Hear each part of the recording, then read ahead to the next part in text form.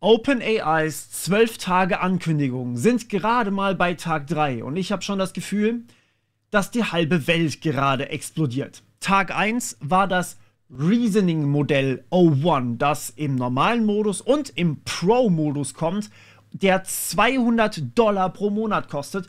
Und ja, ich habe eine komplette App damit entwickelt an einem einzigen Wochenende. Das Ding sprengt alles, was meine Softwareentwicklerkapazitäten überhaupt nur verstehen können. Und ihr findet passenderweise dazu natürlich auf meinem Kanal für Informatik, auf meinem anderen Kanal, ein Video über dieses Modell. Wie gesagt, eine komplette App in einem Wochenende. Das ist Wahnsinn. Und ja, ich habe es mir wirklich für euch gekauft, das 200 Dollar Ding, aber dazu, das brauchen wir nachher auch noch. Tag 2 war dann ein Feature, das eher Unternehmen anspricht, um eigene KI-Modelle effektiver trainieren zu können. Das muss ich länger testen, das dauert ein bisschen. Aber Tag 3 kam dann Sora. OpenAIs Videogenerierungsmodell. Ihr gebt Text ein und es erscheint ein Video, das teilweise fotorealistisch aussehen kann, teilweise immer noch ein bisschen komisch wird. Ich habe schon predicted, dass es kommen wird, dass es diesen Dezember kommen wird und ich habe vermutet, ehrlich gesagt, dass es hier dazu kommt, aber ich dachte fairerweise, dass es als eins der letzten vorgestellt wird, denn ich dachte, O1 ist das erste, das ist am krassesten und Sora ist das zweitkrasseste, das kommt am Ende. Jetzt frage ich mich natürlich, was kommt noch? Denn wenn ich jetzt so ein Prompt hier unten eingeben kann und so ein wunderschönes Video, muss man dazu sagen, rausbekomme, dann ist das beeindruckend und maßgeblich für ganze Industrien. Unter anderem auch übrigens für YouTube. Denn ja, Social Media lebt auch von Videos. Falls ihr es nicht gemerkt habt, das ist ein Video hier. Dazu kommen wir aber gleich noch. Trotzdem muss man sagen, Sora war, als sie es angekündigt haben, bevor sie es veröffentlicht haben, das ist ja schon eine Weile jetzt her, war es wahrscheinlich das Beeindruckendste, was man hätte machen können. Mittlerweile not so much. Mittlerweile gibt es andere Tools, die ähnliche Kapazitäten haben. Und wir haben schon mal uns einen Test angeguckt und fairerweise, der Test war, ich sag mal, nicht so erfolgreich. Aber seither ist ein weiteres Tool rausgekommen. Und ihr kennt vielleicht aus meinem Test noch Runway, Luma AI und Pika Labs. Das sind die drei, die wir dort hauptsächlich getestet haben und verglichen haben mit Sora und dem, was es kann. Und Sora war damals schon wahnsinnig auf einem anderen Level. Kling AI hingegen ist auf einem ähnlichen Level wie Sora und hat andere Stärken, aber durchaus auch Kapazitäten, die mit Sora verglichen werden können. Und deswegen habe ich heute euch auch mal einen Vergleich von Sora und Kling AI dabei und gucken auch einfach mal, ist Sora überhaupt noch zeitgemäß? Oder ist es vielleicht schon veraltet? Ja, was aber noch neu dazu kommt, und darauf freue ich mich persönlich sehr, ist das ganz links. Da, wo ich Soon dazu geschrieben habe. Das ist von Flux. Flux ist eine KI-Firma aus dem Schwarzwald. Aus Deutschland also. Und die sind tatsächlich oder gelten als das beste KI-Bildgenerierungstool, das wir aktuell auf dem Markt haben. Unter anderem haben die gleich das Bild generiert zu dem Video. Das heißt, was ich jetzt hier für das nächste Video gemacht habe, ist, ich habe mit Flux ein Bild generiert und habe dieses Bild dann zu einem Video umgewandelt, mit Kling AI, nicht mit Sora. Und ich will einmal ganz kurz, dass ihr euch das anguckt, mit was wir hier gleich einen Vergleich ziehen werden, okay? Das ist mit Kling AI generiert und wie gesagt, das Bild habe ich dazu mit Flux generiert. Und man muss einfach sagen, diese Dance-Challenge, die da vollführt werden soll, das war das Prompt, ist wahnsinnig beeindruckend. Das Bild habe ich tatsächlich übrigens benutzt, also das Ursprungsbild dazu habe ich benutzt, um Leute beim Jugendschutz die Frage zu stellen, ist sie echt oder ist sie nicht echt? Und es haben nicht viele richtig getippt, dass sie nicht echt ist, also dass sie KI generiert ist. Also so viel dazu. Dazu kommen wir aber auch gleich nochmal. Wir sind nämlich, und das ist mein Hot Take für heute mit Sora, wir sind als Gesellschaft nicht bereit für solche Video- und Bildgenerierungsmodelle sogar auch. Okay, aber zu Sora. Sora ist als allererstes mal nicht in Deutschland verfügbar. Um genau zu sein, Sora ist auf der ganzen Welt verfügbar, außer in der EU, weil wir sehr, sehr strenge Richtlinien haben, und in China. Das sind die zwei Staaten, naja, nicht Staaten, aber ihr wisst, was ich meine, die ausgeschlossen sind. Und das finde ich krass. Aber selbstverständlich, wie üblich, gilt hier, fügt eine VPN-Werbung hier ein. Wahrscheinlich schreiben die mich jetzt hiernach an und dann machen wir was miteinander. Es wäre mittlerweile wirklich für mich okay. ja, ne?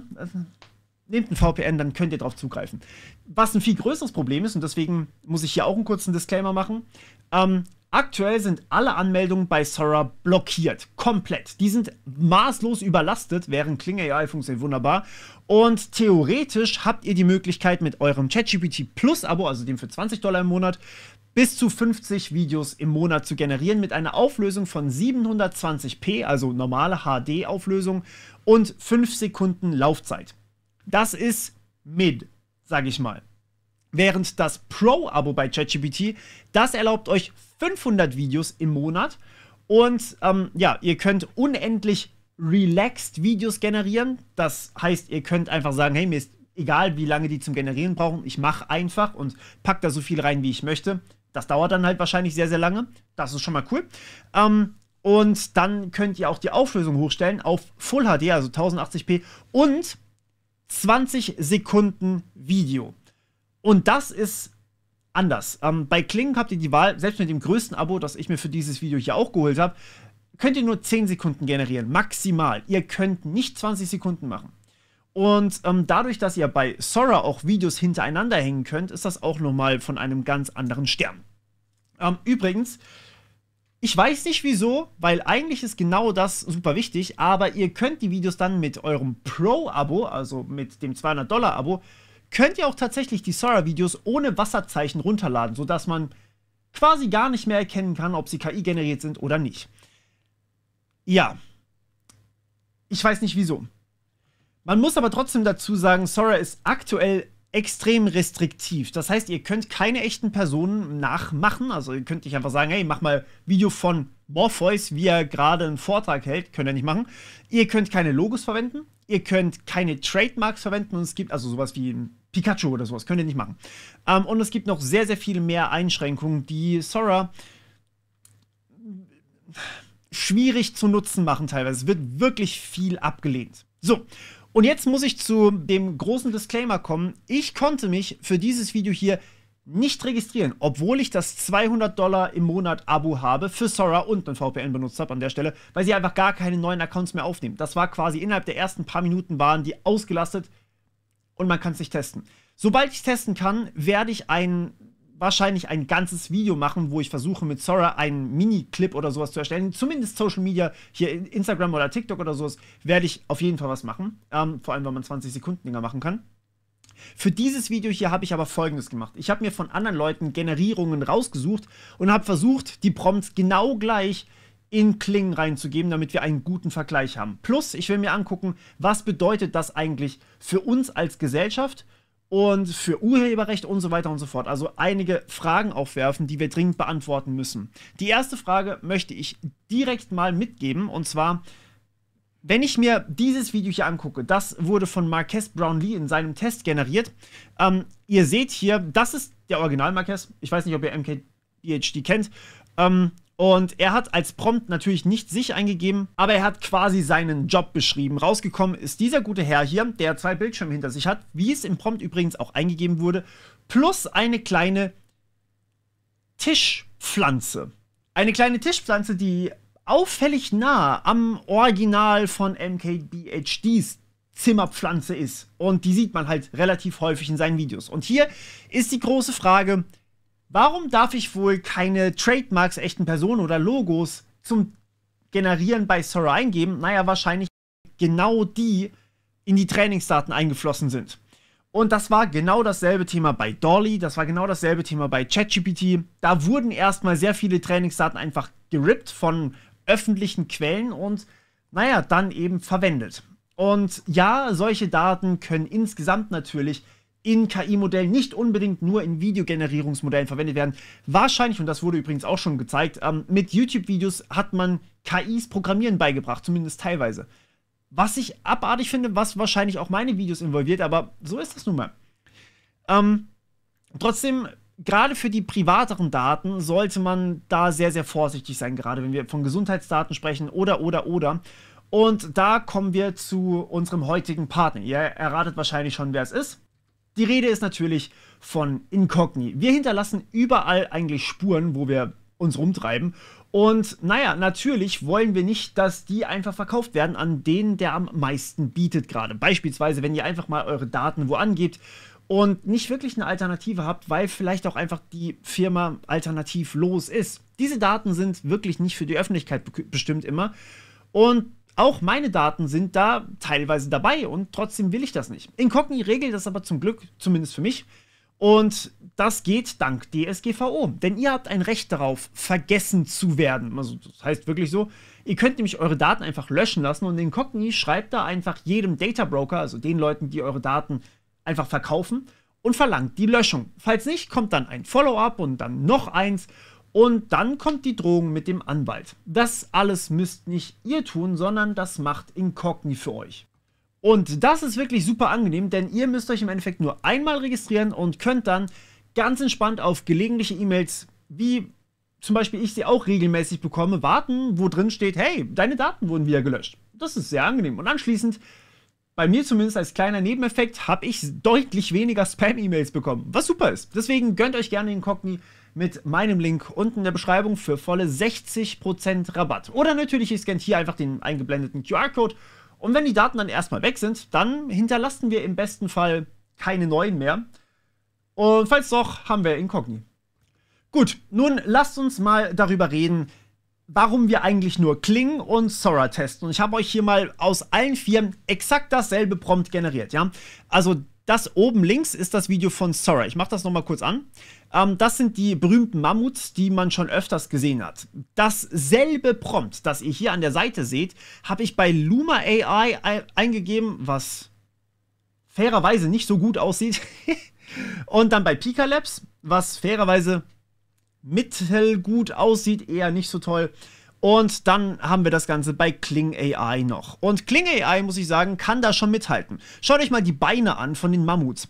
Denn das ist immer genau das, was am kritischsten ist. Wenn wir hier uns die Mammuts genau angucken, die Beine müssen sich genauso bewegen. Und vor allem, wenn man dann Objekte hat, die im Hintergrund sind, die man eigentlich nicht durchgängig sieht und dadurch nicht weiß, wie bewegen die sich, quasi wie ist das Frame jeweils gedacht.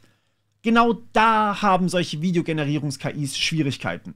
Ich zeige euch nochmal kurz die früheren Modelle. Hier, was ist das? Das sieht aus wie ein Arsch von einem Mammut und ein Kopf gleichzeitig. Hier hinten, das Mammut hat einfach ein paar Beine zu viel und plötzlich wird sehr, sehr lang gezogen, weil da einfach so ein Stoßzahn ist. Und genauso ist es bei Luma. Luma hat auch ähnliche Probleme. Hier zum Beispiel spawnt einfach ein Mammut aus dem Mutter-Mammut raus und die Mammuts sehen auch irgendwie alle ein bisschen weird aus.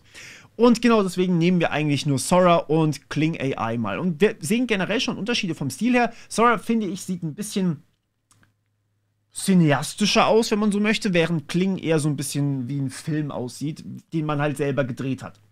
Das ist Geschmackssache, man kann sich aussuchen, wie man es gerne haben möchte und man kann das auch in seinem Prompt natürlich beeinflussen. Aber ich habe hier absichtlich immer exakt dasselbe Prompt für beide benutzt. So, und damit kommen wir eigentlich auch schon zum Vergleich. Ich verlinke euch übrigens alle Quellen, wo ich diese Videos her habe, weil ich die bei Sora ja nicht selber generieren konnte. Die verlinke ich euch alle unten. Die allermeisten davon sind entweder von OpenAI oder von Leuten von Twitter. Gut, ich so ein Prompt mitgebracht mit einem Hund, einem Golden Retriever, um genau zu sein, der auf einem Surfbrett surft. Und ihr seht auch hier, fairerweise, beide sind eigentlich sehr, sehr gut. Man kann übrigens die Auflösung einstellen, also das ist jetzt einfach nur Geschmackssache. In dem Fall habe ich einfach hier ein relativ kurzes Video generiert und ja, das ist schon beeindruckend. Ich mag tatsächlich auch die Farben bei dem unteren Video ein bisschen mehr. Sieht mehr nach Sommer für mich aus, was in meinem Kopf logischer wirkt. Was ich aber am beeindruckendsten finde, ihr müsst mal auf die Wellen hier bitte achten. Die Wellen sehen nicht falsch aus, allerdings ist euch vielleicht aufgefallen, der Hund bei Kling, der surft in die falsche Richtung. Oh, hoppla, das wollte ich euch noch nicht zeigen. Der Hund surft in die falsche Richtung. Während bei Sora sieht man einfach nicht, wohin der Hund surft. Also surft er in Richtung Strand oder in Richtung offenes Meer. Es macht natürlich keinen Sinn, dass ein Hund oder irgendjemand Richtung offenes Meer surft, sondern du würdest immer Richtung Strand gehen. Gut, also solche Ungereimtheiten sind nicht so einfach zu fixen. Und genau das ist so diese Weltsicht, beziehungsweise das Verständnis von der gesamten Welt, das man eigentlich braucht, wenn man solche Videos bauen möchte. Wir werden davon noch ein paar finden. Ich habe euch jetzt schon kurz angeteasert. Und zwar, hier haben wir einmal Found Footage of Genghis Khan auf der Steppe mit seinen Kriegern im Jahr 1200. Da muss ich sagen, ist mir der Unterschied zwischen Sora und Kling am allermeisten aufgefallen. Denn, ja, erstens mal, das hier oben geht deutlich länger. Das ist einfach ein 20-Sekunden-Clip, während ich konnte nicht mehr machen als 10 Sekunden. Das ist das eine. Das nächste ist Found Footage in der Qualität und vor allem so frontal aufgenommen, ist eher seltsam. Aber vor allem die Leute sehen nicht unbedingt aus wie Reiter von Genghis Khan. Also klar, es sind Reiter. Da hinten haben wir einen riesigen Blob natürlich. Aber das hier ist einfach ein ganz normaler Cowboy. Und das passt natürlich überhaupt nicht zum Prompt. Während hier oben Found Footage 1200 irgendwas, das macht schon Sinn. Der Typ hier sieht auch tatsächlich aus, als wäre er ein Mongole. Der hat ein weirdly langes Schwert, was aber, I guess, okay ist. Und hier fängt er dann an, seltsam runter vom Pferd zu morphen. Das meine ich übrigens mit morphen. Also beide Video-KIs haben hier ihre Probleme und ihre Schwächen. Bei der unteren könnte man natürlich hier einfach noch mehrmals prompten. Das obere müsste man natürlich nochmal generieren und hoffen, dass man nichts hat. Aber trotzdem, beide sind schon mal nicht schlecht. Aber ihr seht schon die Schwächen und die Stärken von sowohl Sora als auch von Kling. Diese Akkuratheit, genau zu sagen, wo man eigentlich hin möchte, ist nicht einfach. Während den Stil genau zu treffen, das ist genauso schwer und dann halt die Morphs zu verhindern und so weiter und so fort. Als nächstes haben wir Found Footage von Kyoto im Jahr 1600. Auch hier beide sehr solide, erstmal auf den ersten Blick, beide dann aber irgendwie ein bisschen off. Ich finde es ganz cool, dass man hier oben sogar die Person laufen sieht. Und ich bin mir nicht sicher, ob die Person, die das gepostet hat, selber diesen Balken eingefügt hat oder den Filter eingefügt hat. Das kann ich hier leider nicht genau sagen. Trotzdem finde ich, sieht das sehr, sehr gut aus. Aber achtet auf die Beine. Bei Personen, momentan zumindest, kann man sagen, KI-generierte Videos erkennt man am ehesten, wenn man auf die Beine achtet. Hier sehen man auch immer wieder so ein bisschen die Personen komisch hin und her sich bewegen. Und so ein bisschen tapseln oder seltsam die Beine bewegen. Und trotzdem, bei vielen, vielen Bewegungen würde ich sagen, das sieht absolut realistisch aus. Was ich wahnsinnig beeindruckend finde. Das hier unten, das ist das von Kling AI. Und auch hier achtet auf die Beine. Trotzdem, also es sieht sehr, sehr gut aus, das muss man dazu sagen. Und es gibt nicht so viele Menschen hier. Trotzdem sind die Farben ein bisschen zu hochauflösend, zu HDR, als dass es wirklich als Found Footage von Kyoto aus dem Jahre 1600 ausgehen würde. Aber ja, beide sind hier, also das muss ich sagen, sind beides sehr, sehr gute Videos. Die sind solide geworden. Genau, dann haben wir einmal eine Frau, die in einem festen Shot sitzt und an einem Kaffeetisch ihren Kaffee trinkt. Und hier, das habe ich euch mitgebracht, damit ich euch eine weitere Schwäche von diesen KI-Tools aufzeigen kann. Zunächst einmal, das Prompt ist sehr, sehr lang und das ist von jemandem, der wirklich, wirklich gute Prompts schreibt. Das ist richtig gut geworden. Oben wie immer Sora, unten wie immer Kling. Und in beiden Fällen muss ich sagen, ich finde die Videos sehr, sehr stark. Ich finde, die sind wirklich, wirklich realistisch. Während das obere fast noch, also das von Sora fast noch ein bisschen realistischer ist als das untere, weil hier unten, das sieht irgendwie so, als hätte man einen Filter draufgepackt, als würde man quasi sagen, ey, das ist TikTok-Filter, ja, ganz, ganz einfaches Beispiel. So, und jetzt achtet aber nochmal darauf, wie sie hier ihren Kaffee trinkt. Oder wie schnell sie sich bewegt. Achtet auch auf das Auto im Hintergrund, das habt ihr vielleicht gerade vorbei rutschen sehen. Und das Auto hat einen Regenschirm. Nochmal ganz kurz, ich zeige euch das mal. Hier, das Auto rutscht rückwärts vorbei. Und das Auto hier hat einen Regenschirm oben drauf, was auch seltsam ist. Und jetzt achtet mal drauf, wie langsam sie ihren Kaffee trinkt. Ihr seht, was ich meine, oder? Es ist weird. Die Autos sind normale Geschwindigkeit, sie ist fast in Zeitlupe, was ungewöhnlich wirkt. Während Kling AI hat hier hinten die Autos, wenn man sagt, dass das Fenster vielleicht ein bisschen gebogen ist, dann könnte man vielleicht hinkommen, dass es einigermaßen klappt. Der Regenschirm hier hinten hat sich auch ein bisschen seltsam verformt und das Auto verschwindet hier auch nach dem Balken. Ich glaube, daran sieht man auch stark, was jetzt richtig ist und was nicht so richtig ist. Das Auto hier, das weiße, sehen wir hier hinten dran. Auf einmal ist es hinter dem Auto und dann ist es plötzlich weg. Und hier hinten sehen wir auch irgendwas hin und her morphen. Das heißt, generell zwei Sachen. Hintergründe sind für Video-KIs wahnsinnig schwer momentan. Also wirklich so super schwer. Vor allem diese Bewegung dann auch durch eine Scheibe oder sowas, gerade mit Regenspritzer noch dran, durchzusehen. Auf den ersten Blick wirken die super authentisch. Auf den zweiten Blick sieht man aber, dass sie KI generiert sind. Zumindest heute noch. Dazu auch nachher mehr. Und das zweite große Ding ist, dass Bewegungen manchmal normale Geschwindigkeit haben und manchmal in Zeitlupe sind. Und das führt so ein bisschen dazu, dass es so einen ganz komischen Uncanny Valley-Effekt bei mir hat und sich einfach nicht realistisch anfühlt, obwohl sie realistisch aussehen erstmal. So. Weiter geht's mit dem berühmten Beautiful Snowy Tokyo City, ja, dass wir hier quasi Sakura-Blätter haben, die an der Seite runterfallen und Bewegung und man folgt mit der Kamera verschiedenen Personen. Das hatte mich am Anfang sehr, sehr beeindruckt, als ich das erste Mal gesehen habe. Es wirkt ein bisschen wie in einem Game, also so Third Person von oben. Und daraus hatten viele abgeleitet, okay, Trainingsmaterialien für solche Videos oder Videogenerierungstools sind wahrscheinlich auch viel Spiele gewesen, die man einfach so animieren kann, beziehungsweise Game Engines, wo man dann sich einfach hinten dran hängt und sagt, so Third Person, wir bauen so einen Drone-Shot. Das ist so die Idee, die man momentan hat. Aber schaut es euch nochmal genauer an hier. Auch hier haben wir wieder 2 Busse, hier haben wir Personen, da sehen wir, die sehen einigermaßen realistisch aus, sie sieht ein bisschen komisch aus und da unten war gerade was und das ist plötzlich weg. An der Seite, die kommen auch irgendwie aus dem Nichts so ein bisschen. Ich mach's nochmal an. So, nochmal. Hier die Person da. Man sieht, hier ist ein bisschen was und dann ist plötzlich eine Person da und dann sind da noch weitere Personen. Und die verschwinden plötzlich einfach irgendwie so, zack, und jetzt sind sie weg. Und da ist auch ein bisschen was am Morphen. Also man sieht es immer, wenn man in die Details im Hintergrund guckt, während sich die KI halt hauptsächlich auf den Vordergrund konzentriert. Ist bei uns ja auch so, wenn wir irgendwas sehen, dann konzentrieren wir uns erstmal nur auf den Vordergrund. So, das nächste, was wir hier unten haben, ist das von Kling. Und das geht aus einer ganz anderen Perspektive daran. Man sieht halt im Vordergrund die Sakura-Blätter, die, finde ich, sehr, sehr unecht aussehen. Die Personen an sich sehen nicht so schlecht aus, außer dass wir hier wieder diesen typischen Zeitlupe-Effekt bei manchen haben, während sie hier in voller Geschwindigkeit einfach da durchrauscht.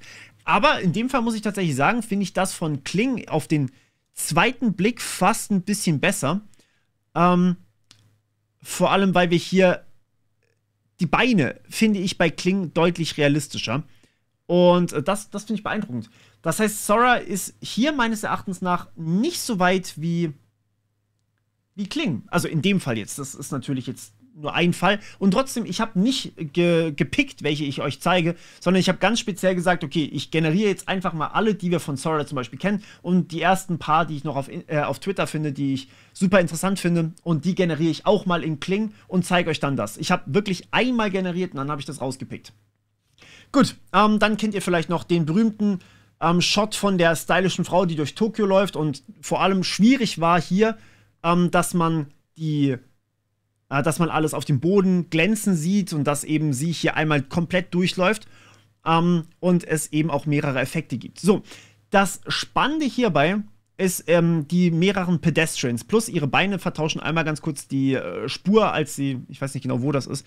Das ist ein relativ langes Video, weil er dann auch noch auf ihr Gesicht ranzoomt. Hier hinten sehen wir aber schon, die Passanten sehen wieder ein bisschen fleckig aus. Die Spiegelungen sehen wahnsinnig realistisch aus, das muss man schon sagen. Und hier auch die Spiegelungen in ihrer Brille, die haben wir bei Kling AI überhaupt nicht bekommen, diesen Close-Up-Shot. Ich glaube ehrlich gesagt, dass aber bei Sora auch 2 Generierungen dabei sind oder dabei waren und die einfach hier mit 1 wurden. Also quasi, man kann ja mehrere Videos hintereinander hängen. Bin ich mir aber nicht sicher, ob das wirklich aus einem oder ob das aus 2 ist. Wie gesagt, man weiß es nicht so genau. So, bei Kling sieht das Ganze so aus. Hier, finde ich, muss ich sagen, die Beine sehen hier auch wieder realistischer aus. Es gibt weniger Morphing, zumindest im mittleren Hintergrund, sag ich mal. Und die Straße sieht auch relativ gut aus. Natürlich haben wir nicht den Shot auf ihr Gesicht und natürlich ist es deutlich, deutlich kürzer. Trotzdem muss ich auch hier sagen, finde ich Kling fast wieder ein bisschen besser als Soras Ausgabe. Was ich spannend finde.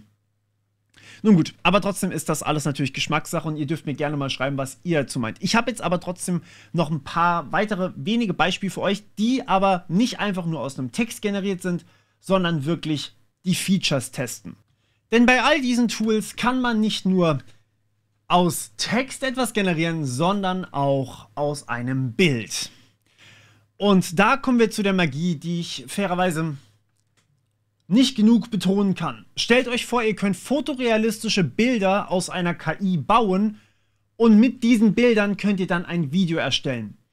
Da kommen wir halt auf einen ganz anderen Level raus, denn ja, dann weiß man ja schon, in welchem Vibe das ist. Dann müsst ihr das per Text nicht mehr beschreiben, dann habt ihr ja schon das Bild. Und genau diese Videos kommen dann raus.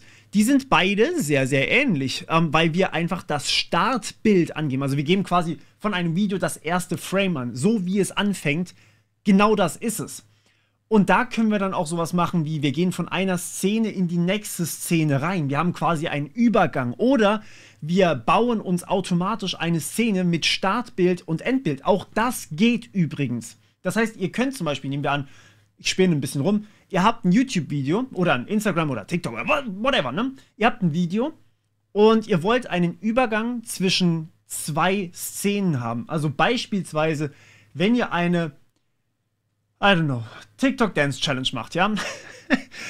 Dann habt ihr eine Szene von euch aufgenommen, sagen wir, ihr hört so auf und dann macht ihr so weiter und habt dazwischen irgendwie so ein bisschen Frame-Verlust.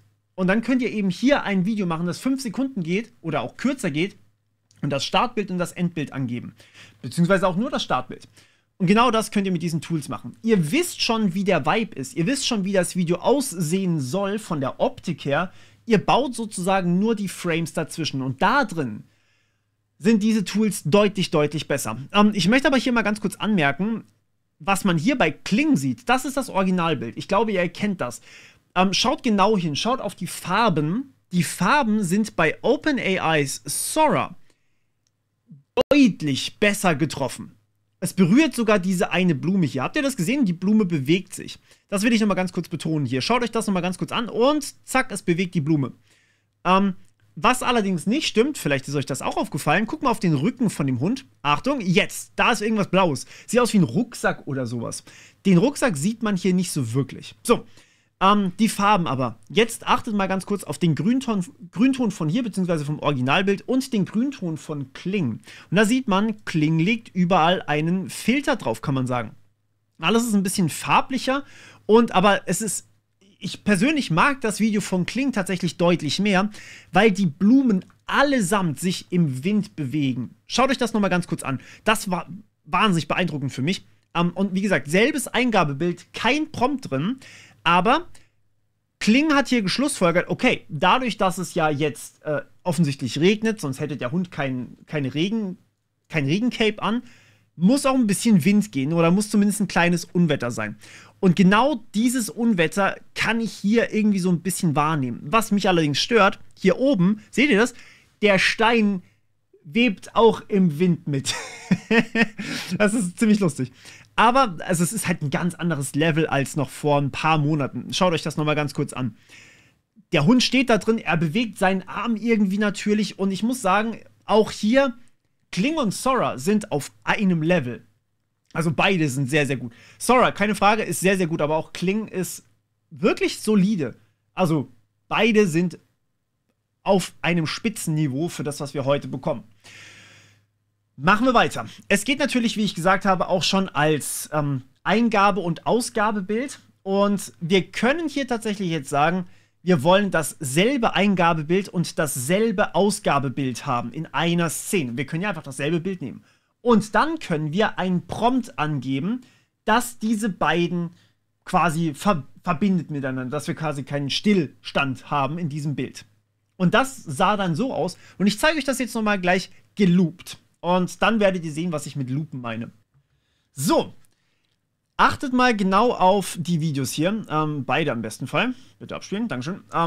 Und zwar, die hören niemals auf, weil ihr dasselbe Start- und dasselbe Anfangsbild habt. Und zwar das hier oben. Ihr seht es hier unten so ein bisschen, wenn ich hier drüber habe. Das ist die Timeline. Achtung, wir sind gleich am Ende beim oberen, bei dem von Sora. Und wir sind wieder am Anfang.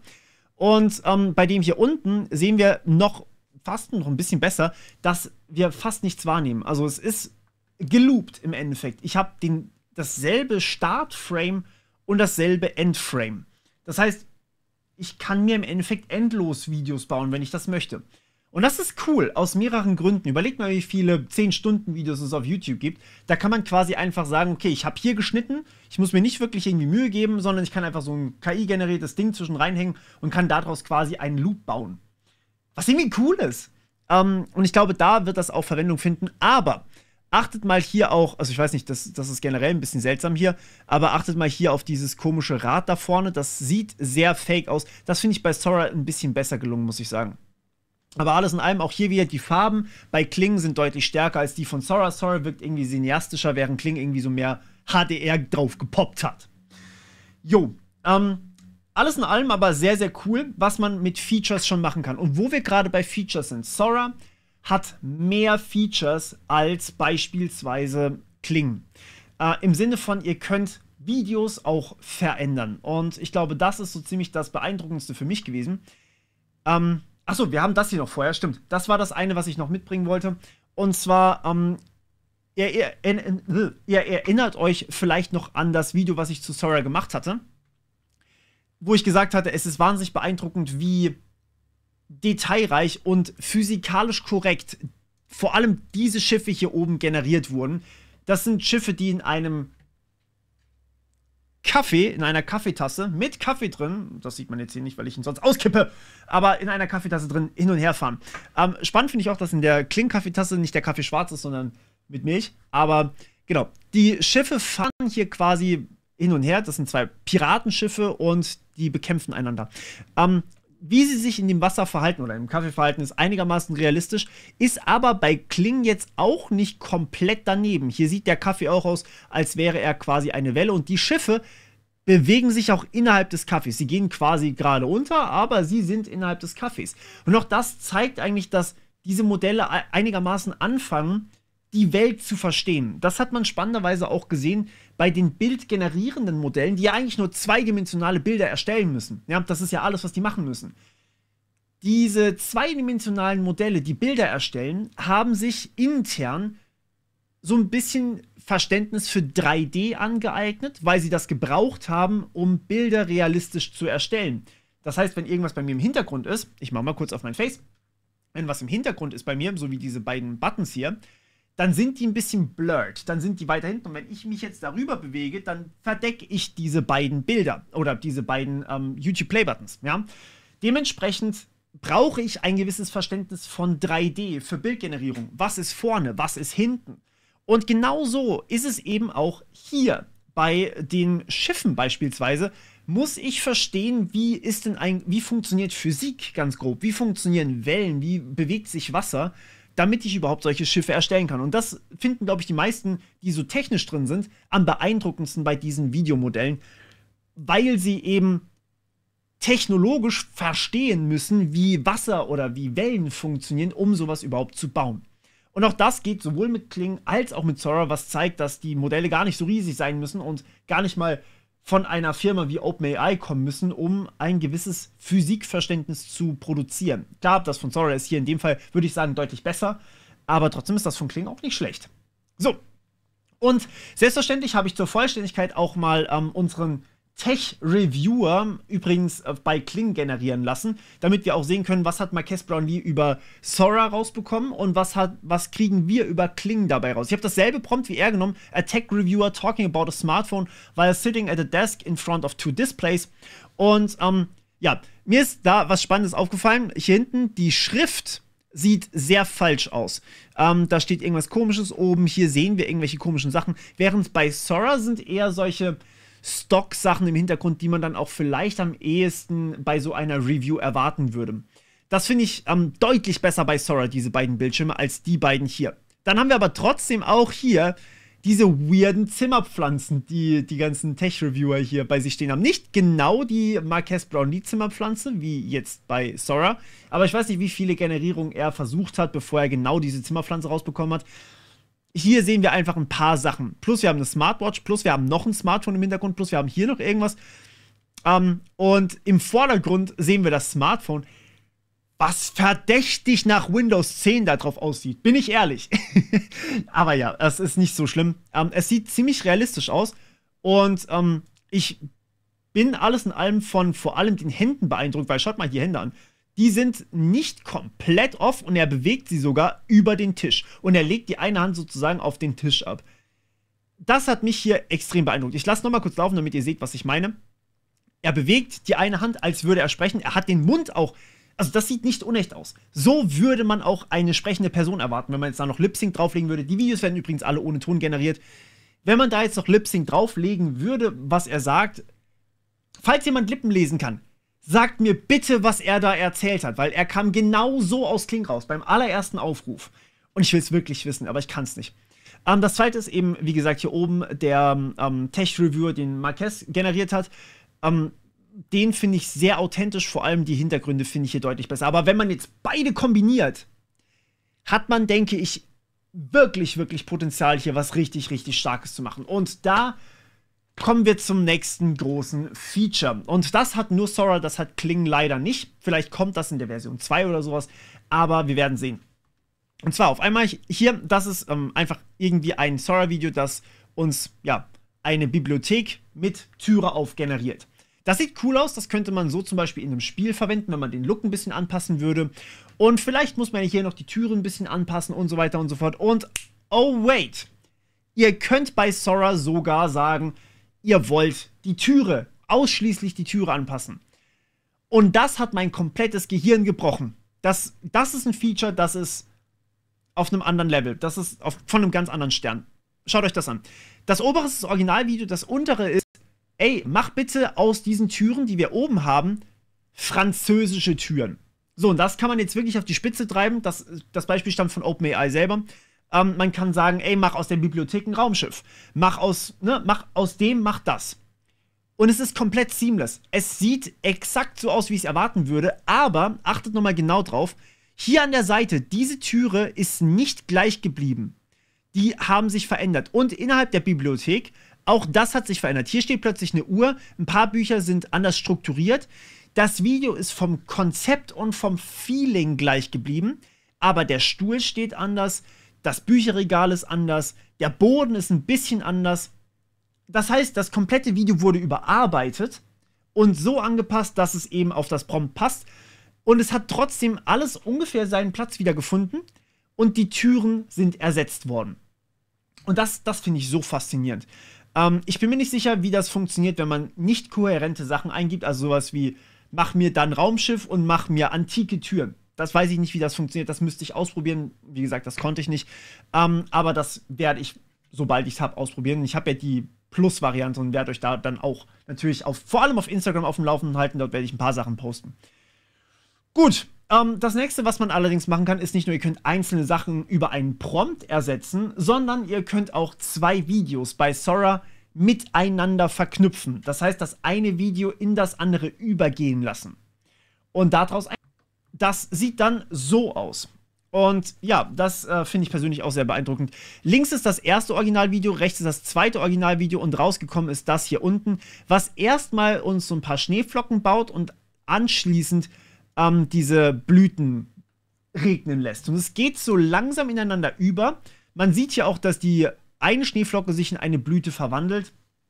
Aber also fairerweise, das könnte man so benutzen, um einen Übergang von Winter zu Frühling zu demonstrieren. Das ist Wahnsinn. So. Und damit kommen wir zu dem großen Elefanten, der im Raum steht. Das ist Wahnsinn, habe ich gerade gesagt. Ich habe angekündigt, ich will mit euch drüber reden, was das für uns als Gesellschaft bedeutet. Und ich will euch sagen, wir sind nicht bereit für sowas. Niemand von uns ist das. Und dazu möchte ich einmal etwas mitbringen.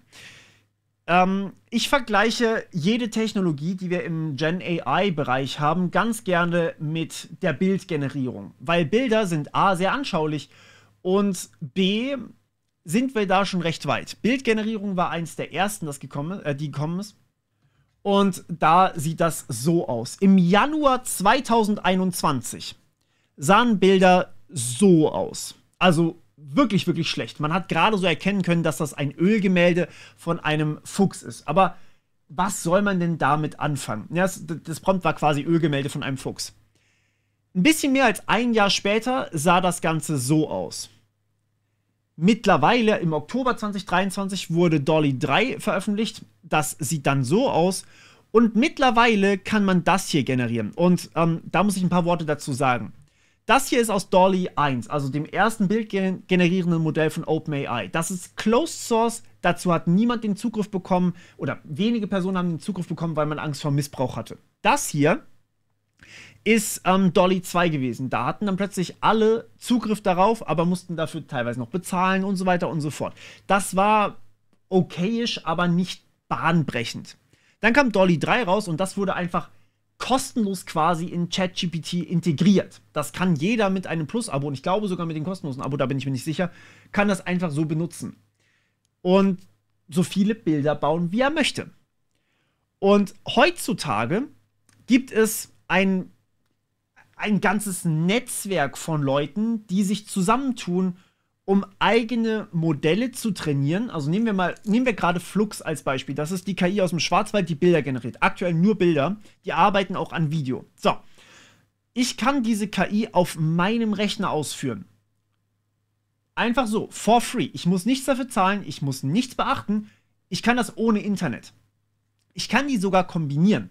Und hier wird es jetzt spannend. Gerade LoRa's sind so ein Thema, das muss ich nochmal separat behandeln. Das weiß ich noch nicht, ob ich auf dem Kanal das mache oder auf einem anderen Kanal. Aber ich kann dazu LoRa's bauen. Das bedeutet, ich kann zum Beispiel immer denselben Look erreichen.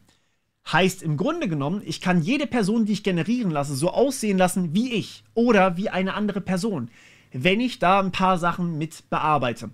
Und das ist komplett Open Source verfügbar, das ist komplett runterladbar, offline verfügbar, ich kann das auf meinem Rechner machen und ich kann die Auflösung quasi beliebig hochschrauben mit Upscaling. Das heißt, ich kann ein 12K-Bild auch rauslassen, das ist gar kein Problem und kann eigene Modelle trainieren und so weiter und so fort. So, da sind wir heute.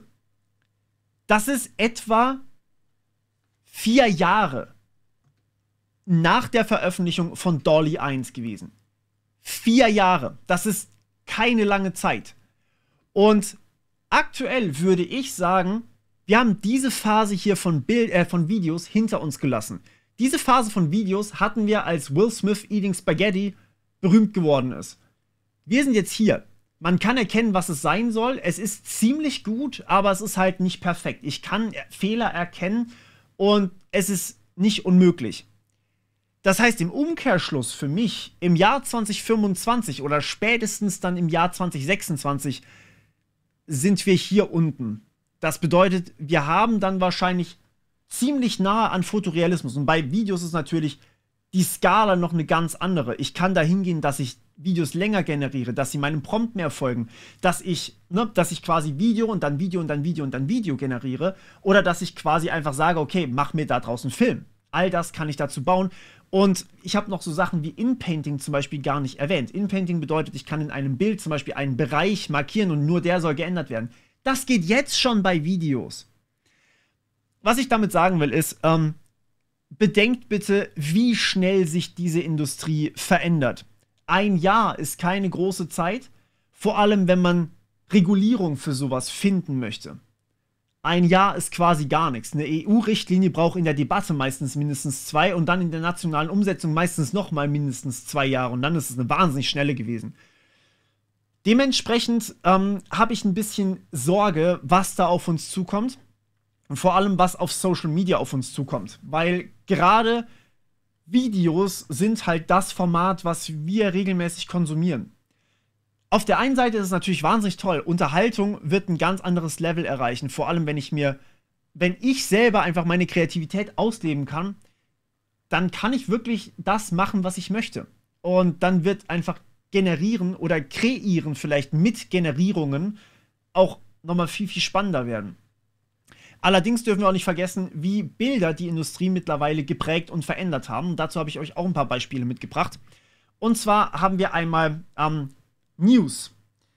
Ich habe da mit Freunden, mit meiner Partnerin und so weiter drüber gesprochen und mittlerweile, wenn ich Nachrichten lese, habe ich zu etwa 50-60% KI-generierte Vorschaubilder, weil jeder Artikel braucht ein Vorschaubild und die allermeisten sind KI generiert.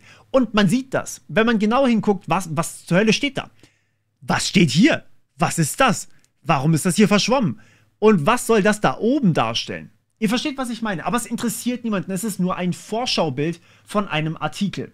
Dieses Bild wurde, also der Artikel an sich steht auf The Decoder und dieses Bild wurde erstellt mit Ideogramm. Das ist nicht mal krass mit Flux erstellt, wo man sich wirklich Mühe gegeben hat, wo man lang Prompt engineert hat und so weiter und so fort. Das ist einfach relativ schnell erstellt gewesen wahrscheinlich. Das ist aber nur eine Auswirkung. Es gibt also quasi, da hat man früher einfach Stockbilder benutzt und mittlerweile gibt es einfach fast keine Stockbilder mehr, die dafür benutzt werden. Die allermeisten Nachrichtenwebseiten benutzen einfach Midjourney, Stable Diffusion, DALL-E oder Ideogramm oder auch mal Flux.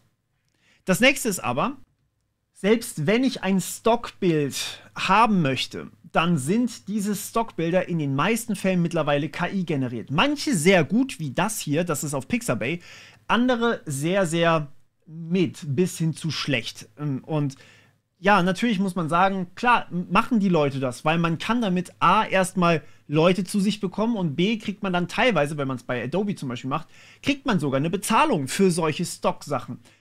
Heißt im Grunde genommen, die allermeisten Stock-Videos, die ihr heutzutage seht, werdet ihr wahrscheinlich relativ bald KI generiert sehen. Das kann man sich quasi sparen, weil dann kann ich es auch einfach selber generieren und genau das ist der Weg, den viele News-Webseiten gegangen sind. Wenn sie Stockbilder auf der einen Seite teuer kaufen können oder auch einfach selber was generieren können, dann können sie es auch gleich selber generieren. Und dementsprechend haben sich KI-generierte Bilder mittlerweile so weit in unserem Alltag verbreitet, dass ihr mehr davon seht, als ihr denken würdet. Und es ist euch quasi egal, weil, naja, es trägt halt zum Vibe bei. Es ist okay und man braucht da halt ein Bild, ansonsten ist es einfach nur eine Wall of Text. Und es fühlt sich einfach besser an, auch mal ein Bild dazu zu haben. Das ist, wo wir gerade mit Bildern sind. Das ist der unproblematische Teil. Wir haben aber auch durchaus ein paar problematische Teile gehabt, wie zum Beispiel den Papst, der ja viral gegangen ist, als übrigens KI-generierte Bilder noch nicht so stark waren und für seinen Drip gelobt wurde. Das ist natürlich eine riesige Quelle für Falschinformationen und wurde teilweise auch schon politisch genutzt und das hat man auch gesehen. Mittlerweile lässt es sich aber nicht mal mehr erkennen und es wird ganz gezielt von beiden Extremen verwendet, um Menschen zu manipulieren. Teilweise halt auf eine Art und Weise, die ich sehr, sehr gefährlich finde. Und wie gesagt, wir sind dafür nicht bereit. Weil wenn wir durch unseren Feed scrollen, dann stellt uns niemand die Frage, ey, ist das Bild da vielleicht KI generiert? Wenn ich euch das jetzt fragen würde, dann seht ihr hier vielleicht diese Hand. Ihr werdet aber nicht gefragt von Instagram, hey, was glaubst du, ist das KI generiert? Sondern ihr geht da einfach durch und wollt eine gute Zeit haben. Ihr hinterfragt nicht bei jedem Video, was ihr vielleicht euch anguckt, ob das jetzt KI generiert ist. Es ist euch einfach auch vielleicht egal. Und so geht es halt den meisten Menschen. Bei politischem Content ist das aber halt meines Erachtens nach ziemlich problematisch. Dass der Papst Drip hat, ist einfach lustig. Dann müssen wir uns die Frage stellen, ab wann ist eigentlich KI-generierter Content KI-generierter Content? Wenn wir zum Beispiel sagen, man muss es auf Social Media kennzeichnen, dass Content KI generiert ist. Ist dieses Video hier KI-generierter Content? Ich kann das bei YouTube einstellen. Ich weiß nicht, ob ich es machen soll. Ich werde es bei diesem Video hier wahrscheinlich nicht tun, weil ich ja nicht KI-generiert bin und vielleicht dann suggeriere, dass ich es wäre.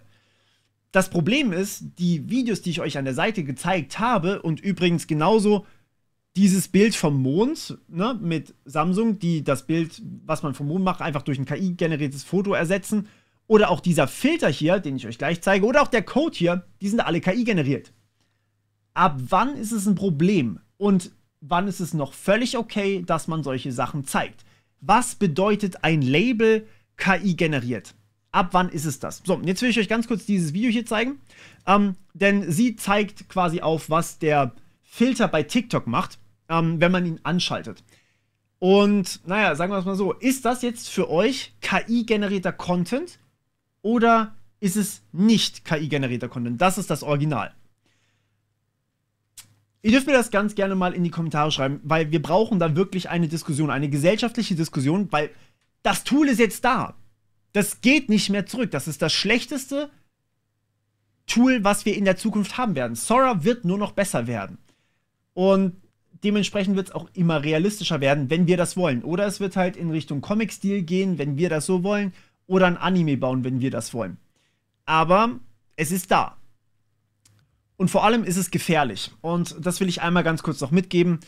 Wir haben mittlerweile E-Mails, die von KI geschrieben werden und auch natürlich generiert werden. Und ich habe jede verdammte Stunde mindestens 3 davon. Wir haben keine Möglichkeit, Verträge online wirklich gültig zu unterschreiben. Ich kann nicht einfach hergehen und sagen, so, das ist meine digitale Signatur. Das gilt jetzt zum Beispiel für meinen Empfänger und der weiß auch wirklich, dass ich das bin. So eine Möglichkeit haben wir einfach nicht. Und es kommen immer mehr auch KI-generierte Anrufe bei mir an, die sich halt auch echt anhören. Und die auch einfach mit Stimmenfälschung oder sogar komplett generierten Stimmen arbeiten.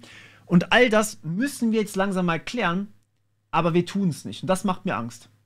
So, wenn euch das Ganze gefallen hat, ich habe meinen Newsletter komplett überarbeitet, den findet ihr hier. Da gibt es jetzt nicht nur wöchentlich, sondern vor allem wöchentlich, aber wenn ihr das wollt, auch mehr Nachrichten für euch aus den verschiedenen Bereichen. Und hier unten geht es zu Instagram, ich habe das schon kurz angekündigt. Instagram ist quasi so mein schneller Weg raus, wo ich euch schnell Sachen mitteilen kann, zum Beispiel wenn ein neues Video da ist oder wenn ich Sachen ausprobiert habe oder, dann guckt am besten da vorbei. Wir hören uns beim nächsten Mal wieder. Vielen Dank, dass ihr so unfassbar lange dabei wart und bis dann. Ciao!